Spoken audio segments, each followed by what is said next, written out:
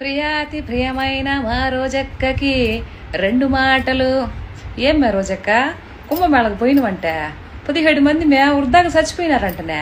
ఇప్పటి వరకు కుంభమేళకు పోయిన వాళ్ళందరూ ఇప్పటికే సేమ గోడ చిన్న హాని జరగలేదంట. నువ్వు అట్టు అడుగు పెట్టినవో లేదో 17 మంది చచ్చిపోయినారంట కదమే. అరే అరే, ఇది చాలా బాధాకరము, విచారింపదగ్గ విషయం కదా.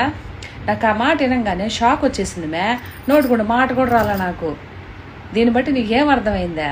బేసిక్గా అనడం నాకు ఇష్టం లేదు కానీ నువ్వు పోయినవు కాబట్టి ఇది అలుసుగా చేసుకొని మాట్లాడుతూ ఉండా.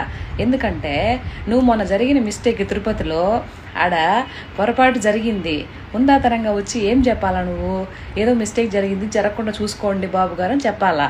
దాన్ని ఏం చేసినావు నువ్వు? శివరాజుకి ఏం చేసిల్లా? అప్పుడు 2 రాష్ట్రాలకే తెలిసింది. ఇప్పుడు 17 మంది మొత్తం ప్రపంచం మొత్తం తెలిసిపోయా నీ లెగ్గ ఐరన్ లెగ్ అని. అందరూ అంటా ఉండరు నేను అనడం లేదు తల్లా, నీ లెగ్గ మాకు తెలుసు కదా. కాబట్టే కర్మ ఎప్పుడు ఎవరికి వదిలిపెట్టదక్క. నాకు ఈ విషయం తెలిసినప్పటి నుంచా చాలా బాధేసా. ఏం చేద్దాం రోజక్క, కాలం కలిసి రాకపోతే అంత ఇట్లే ఉంటుంది.